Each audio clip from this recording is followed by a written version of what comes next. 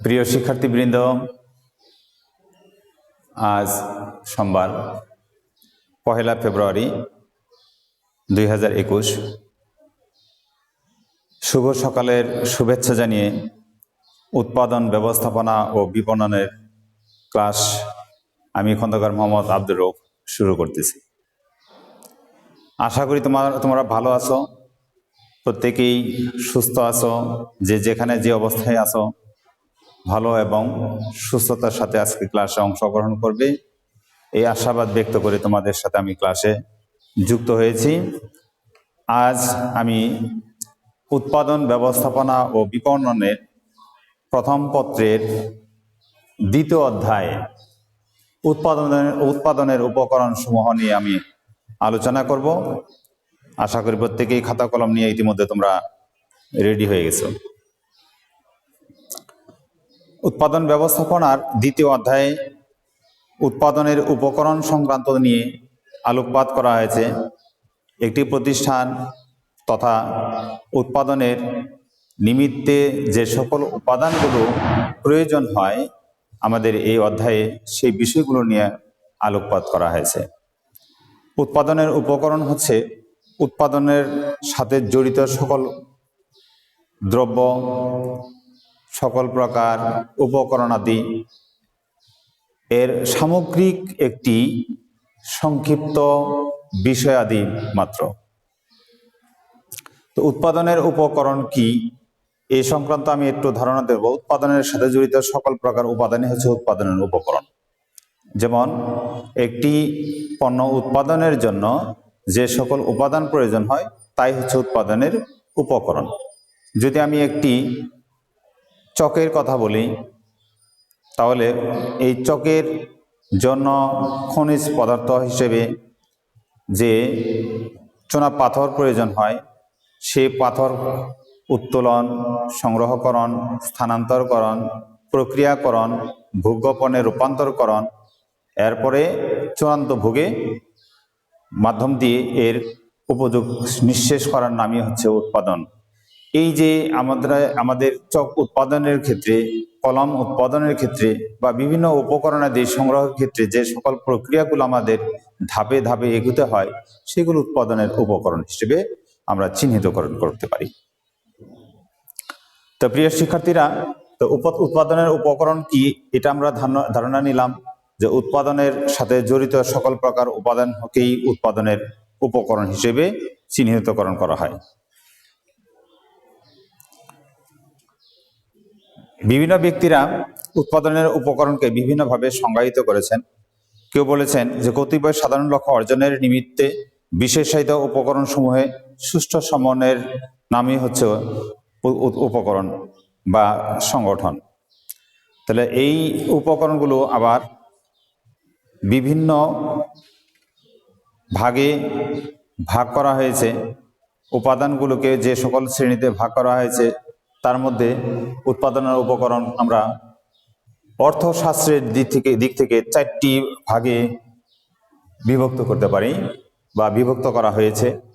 উৎপাদনের উপকরণ সমূহ 4টি ভাগে যে ভাগ করা হয়েছে তার মধ্যে প্রথমে আসছে ভূমি, 2 নম্বর হয়েছে শ্রম, 3 নম্বর হয়েছে মূলধন, 4 সংগঠন। তো প্রিয় শিক্ষার্থীরা, উৎপাদনের উপকরণ যে উপকরণের সমূহ যে আছে 4টি, এই 4টি আমরা অর্থশাস্ত্রের দিক থেকে আমরা এই 4 প্রকার উপকরণকে উপলব্ধি করে থাকি। এর নাম তোমাদের সামনে আমি উপস্থাপন করেছি, ইতিমধ্যে তোমরা লিখে নাও। 1 ভূমি, 2 শ্রম, 3 মূলধন, 4 সংগঠন। এখন আমরা যাব যে ভূমি কি। এই ক্ষেত্রে আমরা প্রথমেই আলোকপাত করব ভূমি বলতে আমরা কি বুঝি। ভূমি আল্লাহর সৃষ্ট নিয়ামত, যা মানুষ একে সৃষ্টি করতে পারে না বা উৎপাদনও করতে পারে না। অবিনশ্বর, যা আল্লাহ প্রদত্ত বা খোদা প্রদত্ত যে আদি অন্ত এর শেষ ক্ষয় কিছুই নেই। সাধারণত ভূমি বলতে আমরা পৃথিবীর উপরিভাগকেই বুঝে থাকি, কিন্তু অর্থনীতির দৃষ্টিকোণ থেকে ভূমি বলতে তাকে বোঝায় না। অর্থনীতির দৃষ্টিকোণ থেকে ভূমি বলতে সাধারণত সেই অংশকে বোঝানো হয় যা উৎপাদন কাজে বা ব্যবহার কাজে ব্যয় করা হয়। যে ভূমি উৎপাদন বা ব্যবহার কাজে ব্যয় করা হয় না তাকে ভূমি বলে অর্থনীতিবিদরা অবহিত করেনি। তাই আমরা বলতে পারি যে যে অংশটুকু পৃথিবীর উপরিভাগের যে অংশটুকু মানুষের কল্যাণের জন্য, ব্যবহারের জন্য, উৎপাদনের জন্য, উপকরণাদি তৈরি করার জন্য ব্যবহার করা হয়ে থাকে তাই ভূমি হিসেবে চিহ্নিতকরণ করা হয়ে থাকে। ভূমি বলতে শুধুমাত্র ভূমিকে বোঝায় না, ভূমি বলতে এর সাথে জড়িত রয়েছে আবহাওয়া, জলবায়ু, নদ নদী, মাছ, বিভিন্ন ধরনের উপাদান, অক্সিজেন, এই উপাদানের সামগ্রীর নামই হচ্ছে আমাদের ভূমি। আমরা মাটির উর্বরতা শক্তি, আবহাওয়া, বৃষ্টিপাত, জলবায়ু ইত্যাদির সমন্বয়ে যে সকল প্রকৃতির নিয়ামত আমরা ভোগ করে থাকি তার সামগ্রিক নাম হচ্ছে ভূমি, যা আমাদের প্রত্যেকটি উৎপাদনের ক্ষেত্রে এই উপাদানগুলো ব্যয়িত হয়ে থাকে, ব্যবহার করা হয়ে থাকে, এর নাম হচ্ছে আমাদের ভূমি। তো ভূমি সংক্রান্ত একটি সংজ্ঞা তোমরা একটু লিখে নিতে পারো, আমি সংজ্ঞাটা একটু লিখে দিয়ে দিচ্ছি।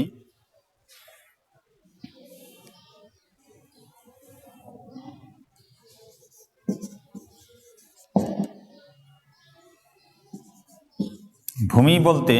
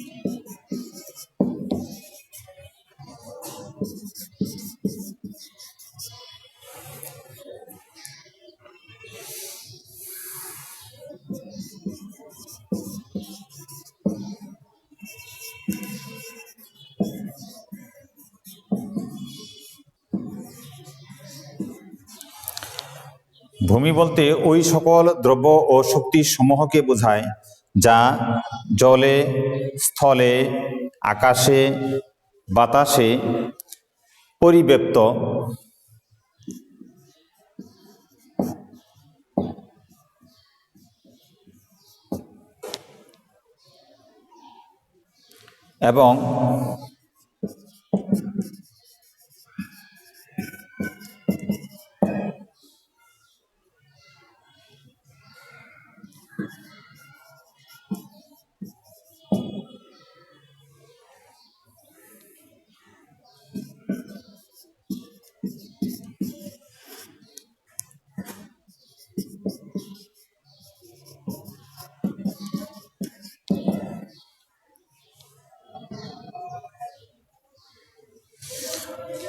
এবং মানুষের সাহায্যার্থে প্রকৃতি উপহার দেয় বা দিয়েছে। প্রকৃতি উপহার দেয় এই কারণেই যে প্রকৃতি অর্থাৎ আল্লাহ সৃষ্ট ভূমি আমাদের এই সকল নিয়ামতগুলি যদি আমাদেরকে না দেয় তাহলে আমরা কোনো ক্রমেই কোনো কিছু উৎপাদন করতে পারবো না বা কোনো প্রকার খাদ্য উৎপাদন করতে পারবো না। প্রকৃতিগত যে সকল উপাদানগুলো আছে শক্ত কিংবা নরম, কোনোটাই আমাদের পাওয়া সম্ভব নয়। এই জন্যই উৎপাদনের উপকরণ সমূহের মধ্যে ভূমিকেই প্রথম হিসেবে চিহ্নিতকরণ করা হয়েছে, যা আমাদের প্রধান উপকরণ সমূহের মধ্যে প্রধান। এই ভূমি ছাড়া আমাদের কোনো কিছু পাওয়া সম্ভব নয়। আমাদের পৃথিবীতে বেঁচে থাকার জন্য যা কিছু আমরা নির্ভর করি, সর্বপ্রথম আমরা নির্ভর করি মাটির উপর, এই ভূমির উপরে। ভূমি ব্যতীত আমাদের কোনো কিছুই উৎপাদন করা সম্ভব নয়। এই জন্য আমাদের প্রথমেই চলে আসছে উৎপাদনের উপকরণ হিসেবে ভূমি। আমরা 2 নম্বরে যাব। 2 নম্বর হচ্ছে শ্রম।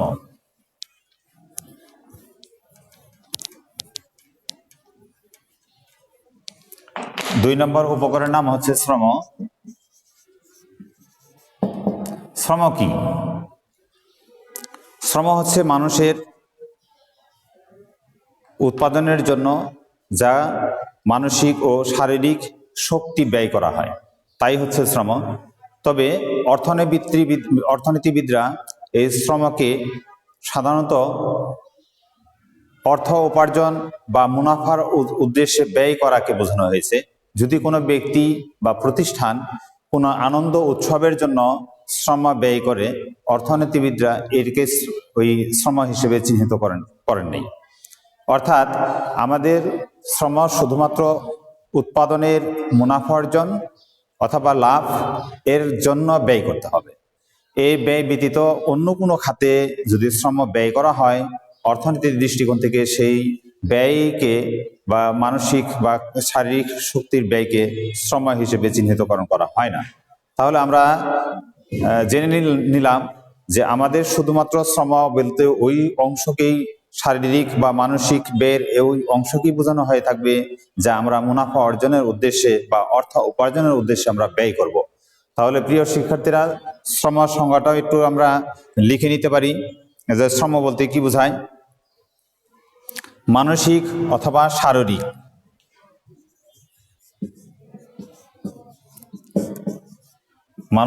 অথবা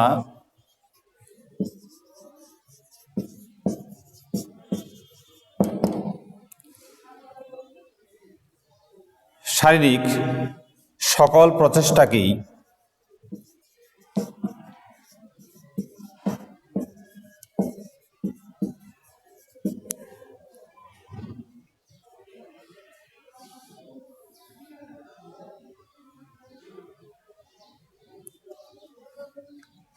তবে এখানে একটু সকল প্রচেষ্টা, এখানে আংশিক অথবা পরিপূর্ণ এই কথাটা অর্থনীতিবিদরা বলেছেন, যা আংশিক অথবা সম্পূর্ণ।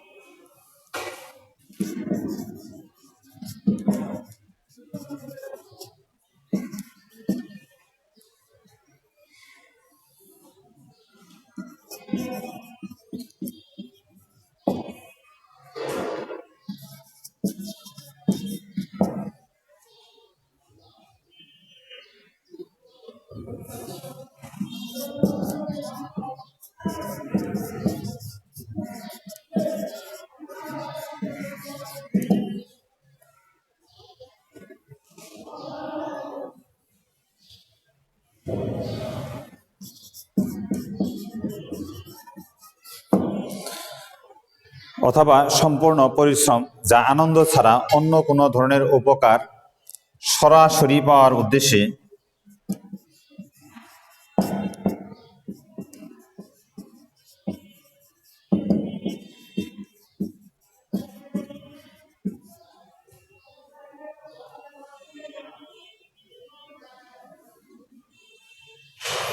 করা হয়,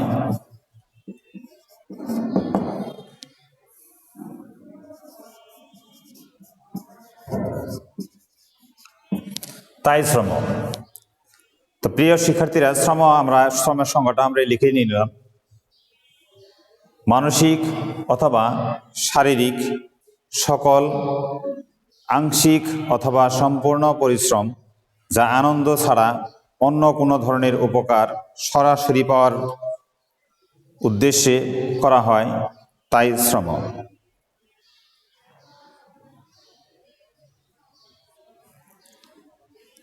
এরপর আমরা আসবো মূলধন।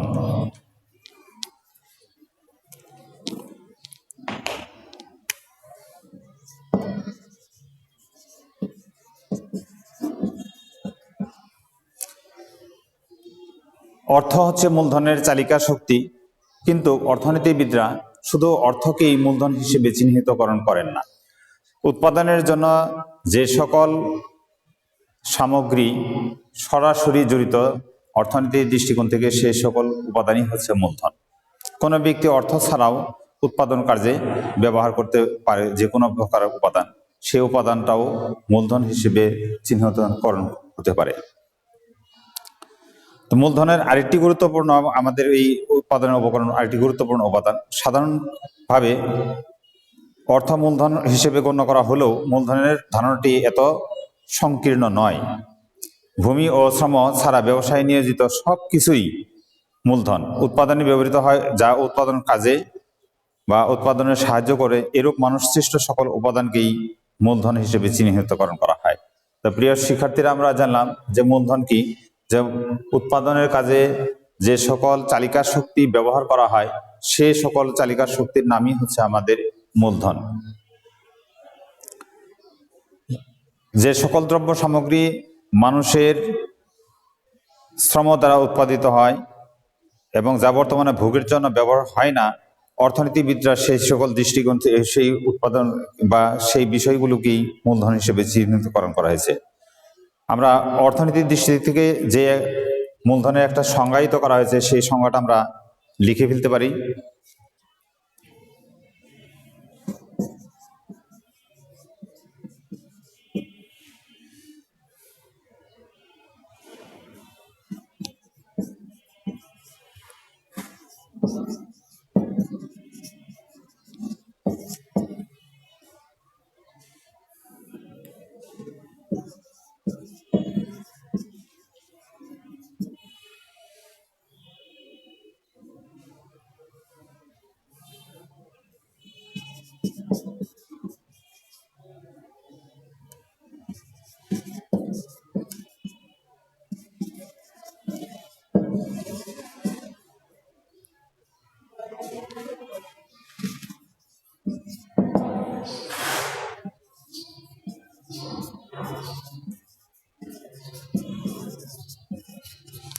তো প্রিয় শিক্ষার্থীরা, মূলধন কি, অর্থনীতিবিদরা যে সকল সংজ্ঞা এসেছেন তার মধ্যে অন্যতম হচ্ছে যে সম্পদ কোনো আয় সৃষ্টি করে, যে সম্পদ কোনো আয় সৃষ্টি করে অথবা উপার্জনে সহায়তা করে তাই মূলধন। তো সংক্ষিপ্তভাবে আমরা এই বিষয়টা একটু জানলাম যে অর্থ উপার্জন করতে পারে অথবা আয় উপার্জনে সহায়তা করতে পারে, এই সকল উপাদানই হচ্ছে আমাদের মূলধন। কোনো যদি ব্যক্তি অর্থ নেই কিন্তু তার প্রচেষ্টা আছে, অন্য কোনো উপাদান দিয়ে সে একটা কোনো কিছু সৃষ্টি করলো এবং সেটা বাজারে বিক্রয় করে অর্থ উপার্জন করলো, সেটাই আমাদের মূলধন হতে পারে। মূলধন শুধুমাত্র অর্থই যে হতে হবে মূলধন তা নয়। অর্থ, একজন কৃষক যদি তার আবাদ জমি চাষ করার জন্য একটি লাঙ্গল থাকে, সেই লাঙ্গল দিয়ে তৈরি করে চাষ করে ফসল উৎপাদন করে সেই ফসল যদি বাজারে বিক্রয় করে অর্থ উপার্জন করে, তাহলে ওই কৃষকের লাঙ্গলটাই হবে তার মূলধন, অর্থাৎ তার আয় উপার্জনের চালিকা শক্তি। একজন ব্যবসায়ী যেমন পণ্য ক্রয় করার ক্ষেত্রে অর্থ তার সহায়ক হিসেবে ভূমিকা পালন করে বা অর্থই তার চালিকা শক্তি হিসেবে ভূমিকা পালন করে থাকে, ঠিক সেই ওই রকমই তার বা কৃষকের ওই ফলাটাই হচ্ছে তার মূলধন। এরকম অনেক অসংখ্য আছে যা মূলধন হিসেবে চিহ্নিতকরণ করা হয়ে থাকে। যেমন একজন কাঠ মিস্ত্রি, তার মূল পুঁজি বা মূলধনই হচ্ছে তার বিভিন্ন ধরনের যন্ত্রাংশ, সেই যন্ত্র দ্বারা তিনি তার প্রয়োজনীয় আসবাবপত্র তৈরি করতে পারে। এরকম ধরনের বিভিন্ন স্বর্ণকার আছে, তাঁতি আছে, কামার আছে, কুমার আছে, যা তার নিজ হাত শৈলীর দ্বারা কুমাররা মাটি থেকে বিভিন্ন ধরনের শৈল্পিক পণ্য উৎপাদন করে বাজারে বিক্রি করে অর্থ উপার্জন করতে পারে। তাহলে সেই ক্ষেত্রেই তার যে মূলধনটা তৈরি হবে সেই মূলধনটাই হচ্ছে তার প্রকৃত উপার্জনের আয় পথ। এরপর আমরা জানবো সংগঠন। তো প্রিয় শিক্ষার্থীরা, আমরা জানি সংগঠন হচ্ছে গুরুত্বপূর্ণ একটি উপাদান। সে উপাদান আমাদের সকল বিষয়গুলোকে একত্রীকরণ করে, সংগঠিত করে এবং উৎপাদনের কাজে তার কার্যক্ষমতা প্রয়োগ করে একটি পরিপূর্ণ পণ্য উৎপাদনের সক্ষম হয়। এই জন্য উৎপাদনের উপকরণ হিসেবে সংগঠনকে 4 নম্বরে স্থানান্তর করা হয়েছে। অর্থাৎ যদি কোনো উৎপাদনের কাছে বিভিন্ন পণ্যগুলো বিভিন্ন জায়গায় ছড়িয়ে থাকে, বিভিন্ন অঞ্চলে ছড়িয়ে থাকে, বিভিন্ন দেশে ছড়িয়ে থাকে, সেই সকল পণ্যগুলোকে, উপকরণগুলোকে সংগঠিতকরণ করে, একত্রিতকরণ করে একটি উৎপাদন প্রক্রিয়া সৃষ্টি করতে পারে। এই ক্ষেত্রে আমরা একটু উদাহরণ হিসেবে চিহ্নিতকরণ করতে পারি। যেমন জাপান গাড়ি উৎপাদন করে, কিন্তু গাড়ি উৎপাদনের উপকরণ বা উপাদান কিন্তু জাপানের নেই। তারা পৃথিবীর বিভিন্ন অঞ্চল থেকে বিভিন্ন ধরনের পণ্য সামগ্রী, উপকরণাদি সংগ্রহকরণ করে তাদের দেশে তৈরি করে এইগুলো আবার বিশ্বের বিভিন্ন বাজারে তারা বিক্রয় করে থাকে। তাহলে তাদের যে এই যে সংগঠিত প্রক্রিয়াগুলো, সেই সংগঠিত প্রক্রিয়াগুলো উপকরণের প্রধান হাতিয়ার হিসেবে সংগঠন কাজ করে থাকে। যদি তাদের দেশে এই সকল পণ্য যদি উৎপাদন হতো, তাহলে তাদের সংগঠন দিক থেকে একটা সুবিধা হতো, অল্প সময়ের মধ্যে তারা সংগ্রহ করতে পারতো। কিন্তু তাদের দেশে এই উপাদানগুলো নেই, বরফে ঢাকা তাদের উত্তর অঞ্চলটা। যদিও জাপান একটি ওই শীতকাল প্রধান দেশ, তারপরেও কিন্তু তারা শ্রম এবং মেধা শক্তির প্রয়োগের মাধ্যম দিয়ে তারা পৃথিবীর উন্নত শিখরের চরম শিখরে তারা পৌঁছে গেছে, শুধুমাত্র তাদের মানসিক শক্তির প্রয়োগের মাধ্য দিয়ে। সংগঠন এমন একটি বিষয়, এমন একটি উপকরণ যা বিভিন্ন উপকরণগুলোকে একত্রীকরণ করে, পরিবহনের মধ্য দিয়ে হোক, কায়িক শ্রমের মধ্য দিয়ে হোক, উৎপাদনের উপকরণ বিভিন্ন অঞ্চল থেকে একত্রিতকরণ করে সেখানে যান্ত্রিক স্থাপন করে, যন্ত্রের মধ্য দিয়ে বিভিন্ন পণ্য প্রসেসিং করে সেগুলো আবার ভোগ্য পণ্যে রূপান্তরণ করার এর প্রক্রিয়া, সমগ্র প্রক্রিয়াটাই নির্ভর করে সংগঠনের উপর। তো প্রিয় শিক্ষার্থীরা, সংগঠন কি তার একটু ধারণা আমরা একটু নেওয়ার চেষ্টা করি। আর এই উপকরণগুলো যিনি করেন, সংগঠনের উপকরণগুলো যিনি সংগ্রহ করেন, তিনি হচ্ছেন সংগঠক। অর্থাৎ তিনি এর প্রক্রিয়াগুলো, যাবতীয় দায়ী দায়িত্বগুলো তিনি পালন করে থাকেন। তা আমরা একটু সংজ্ঞার সাথে আমরা একটু জানি। নির্দিষ্ট উদ্দেশ্য সাধনের জন্য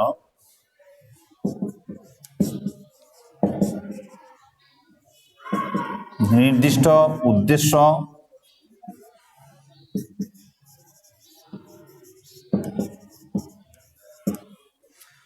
সাধনের জন্য উৎপাদনের উপকরণগুলোকে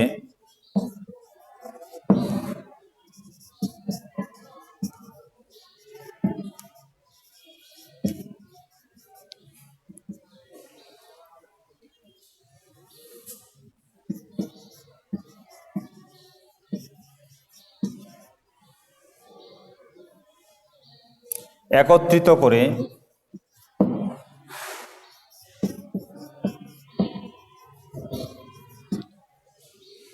এদের মধ্যে সামঞ্জস্যপূর্ণ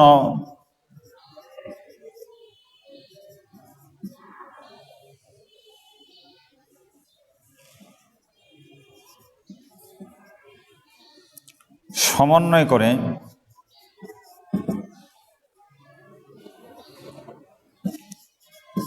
বা সমন্বয় বিধানপূর্বক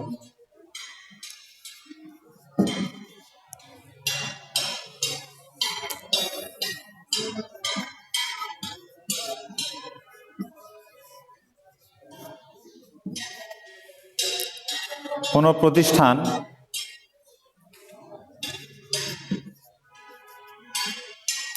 গঠন, পরিচালনা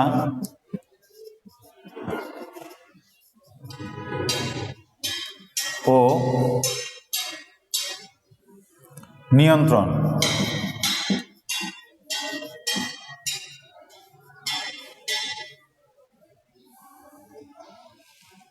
বা নিয়ন্ত্রণের কাজই হলো সংগঠন।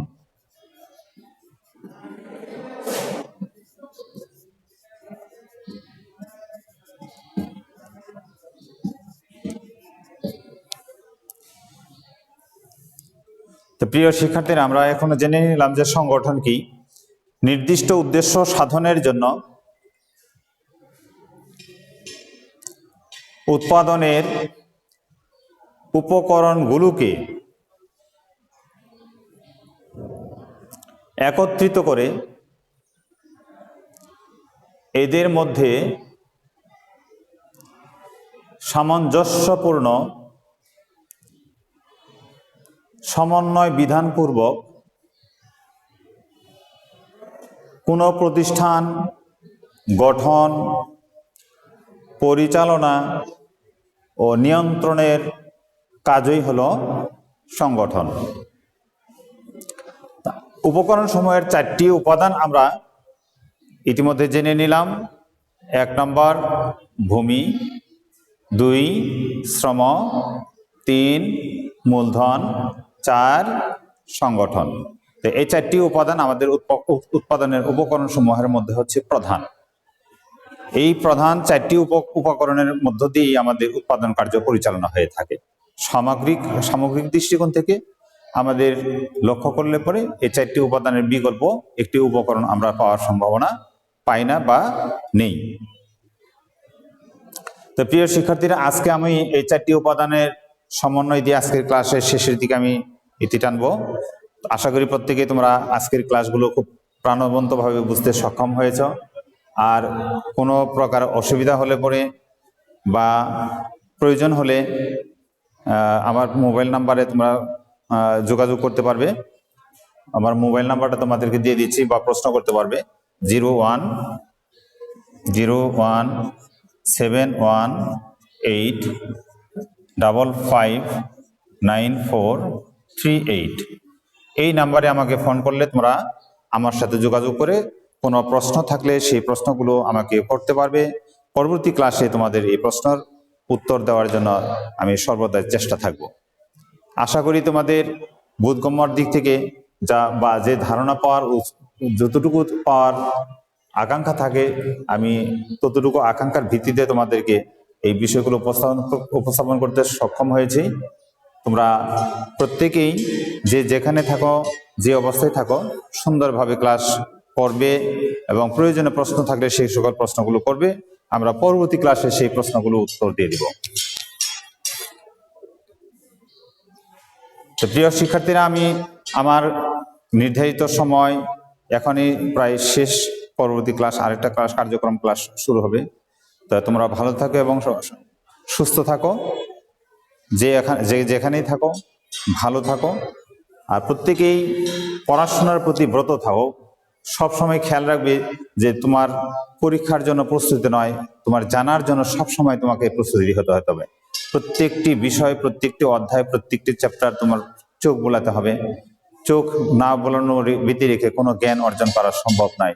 এই জন্যই বইয়ের প্রত্যেকটি পৃষ্ঠার দিকে তোমার দৃষ্টি দিতে হবে, যাতে করে তুমি বইয়ের যে সকল গুরুত্বপূর্ণ অংশগুলো আছে সেই অংশগুলো তুমি চয়ন করতে পারো। কোনো শব্দ কঠিন মনে হলে সেগুলো আমাদেরকে প্রশ্ন করতে পারো। কোনো লাইন অনুধাবন অক্ষম হলে সে সক্ষমতা অর্জনের জন্য আমাদেরকে প্রশ্ন করতে পারো।